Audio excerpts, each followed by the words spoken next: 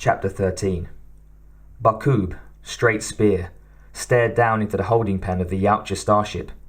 There, a kind of armada stalked its prey. The baizo, a small dog-like mammal from the surface of this hunter's world, whined and barked as it scampered as far as it could get into the corner. The hardmeat, a youngster not yet a good hunter's challenge, crept forward infinitely slowly, drool from its secondary jaws slathering the floor, savouring its approach and kill as much as it would doubtless savour the juices of its food. Bakub, however, brooded upon other matters than this life-and-death drama below. Something was happening in the Uman settlement, something of great gravity and importance. The Yautja named Bakub could feel the electricity crackling through the atmosphere of this planet, and he felt entirely ill at ease. He had sifted through the remains of the Uman hunting party they had killed, through their supplies and weapons, but the detritus contained no clue as to what was being concocted by their leaders.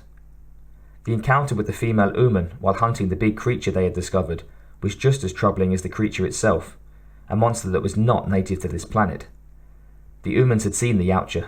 The Umans had killed one of their number. How? La Nixva, though he struggled hard not to show it, was clearly troubled. Bakub had heard tales of the female Uman, Datudi, whom La Nixva had fought with. Surely this was not the same one.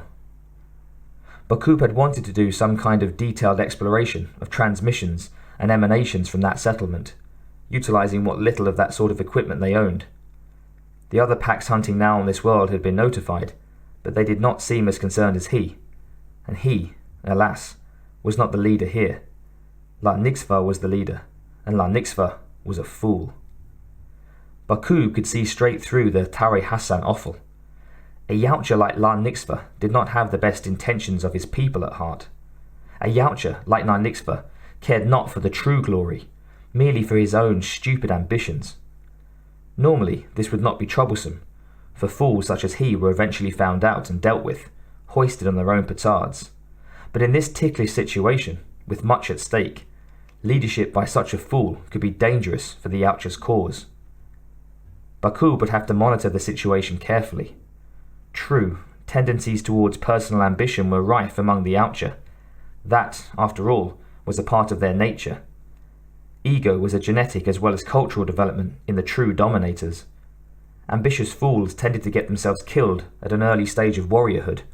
However, an occasional hothead would advance to leadership and make a mulch of things. A situation not considered particularly bad, but rather a challenge, part of the overpath's progress.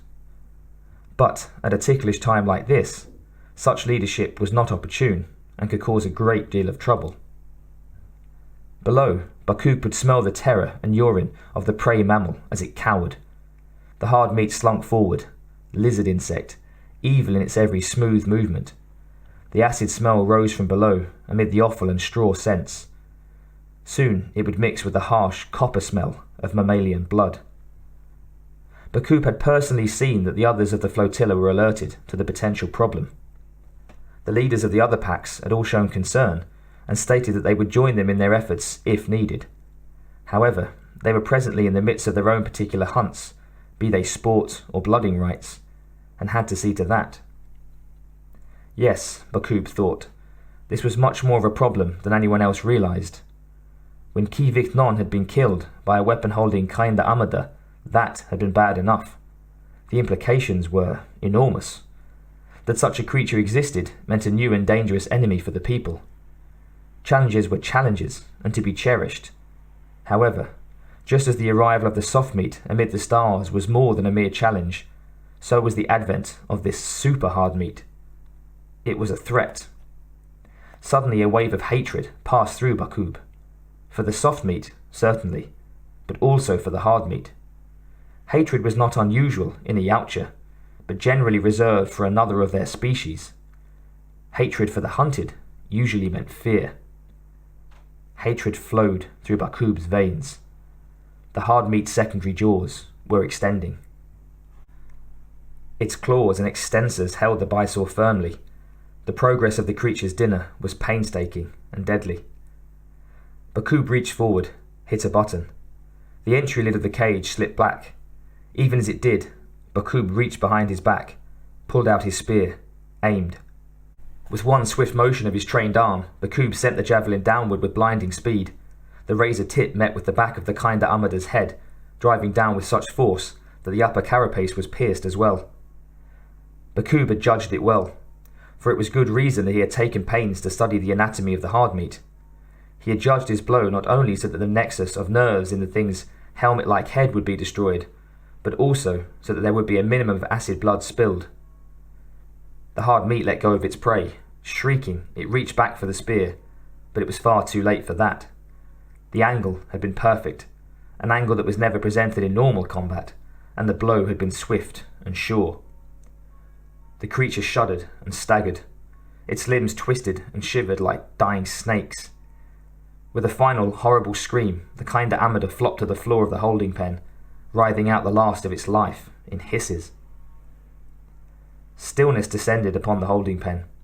Bakub reached out and thumbed another button. The outer door opened and a small ramp extended. A breadth of outside sailed in, rich with green life and sunshine. "Go now," said Bakub to the Baizor.